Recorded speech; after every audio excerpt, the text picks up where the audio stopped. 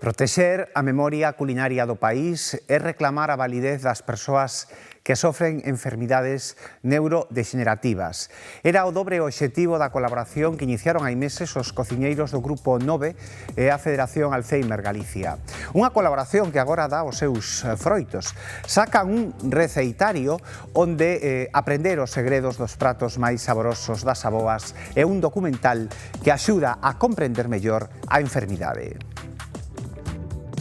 Cocinero, cocinero, enciende bien la candela y prepara con esmero un arroz con habichuela.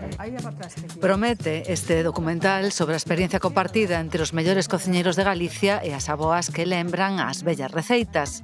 Todo con produtos naturais, aínda que entre eles non faltou química da boa. En outro sentido? Si lo coges con la mano y le das la vuelta. Eu agora xa son maior ou vella, pero se fora cando era chavala, podíame invitar a estar aquí a axudarlle. Hombre. Mira que estou un pouquiño nerviosa. Non, arre carallo, como vai estar nerviosa? Estamos aquí cociñando un poliño aquí como... Porque eu debe de facelo así como facer vos, eu fago así. Ah, pero corta así. A miña nai tamén corta así. Miña nai, mire. Miña nai colla a cebola así e empeza a facer así. E corta máis rápido que a min. Os 27 mestres de cociña do Grupo 9 recibiron ante os seus fogóns 27 usuarias da Federación Alzheimer Galicia.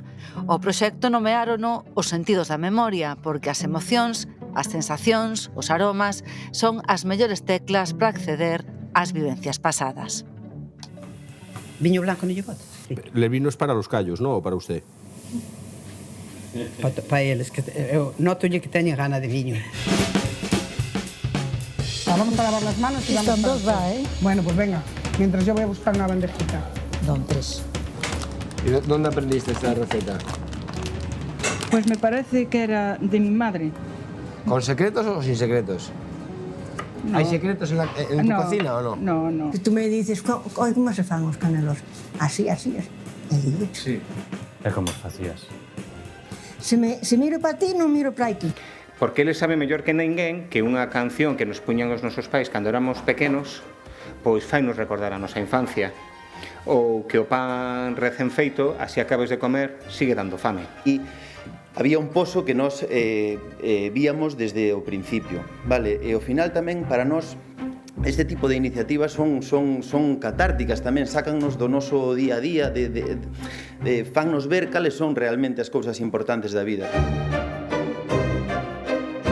Entón, moitas veces se fala de que pois a banda sonora da nosa vida, escoitas unha canción e enseguida te lembra aquel momento. Isto cos aromas, cos cheiros, coas receitas, é unha cousa que ten moitísimo poder. Esta semana tocou presentar o receitario e tamén un avance do documental que se elaborou e que axuda a comprender.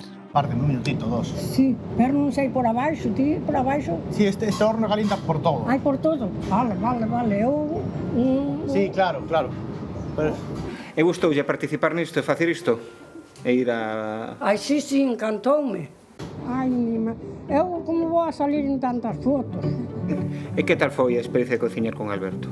Moi ben. Sí? Moi mandón? Nada disso, un sol. Un sol? Un sol de mediodía, Unha grande pincha, ademais, que un pouco seguimos as bases de como lle gustaba a ela facer esas ameixas, non? E a mañán de sorrisos que nos botamos, non? Creo que foi a tónica xeral de todos nós, e si penso que non existe precisamente para facer proxectos así. Un diagnóstico de demencia non cambia as persoas, que siguen sendo as mesmas, cos mesmos sentimentos e cos mesmos pensamentos, e que teñen moito que dicir e ademais durante moito tempo. Sí que é certo que despois de ver este vídeo con tanta luz, con tantos sonrisos e con tanta positividade, é a maneira de que temos que ver, entender esta enfermidade coa que temos que convivir todos nós nalgún momento. Aquí es cuando empieza a aparecer la gente, empieza a aparecer ahora, a papar, efectivamente. A papar.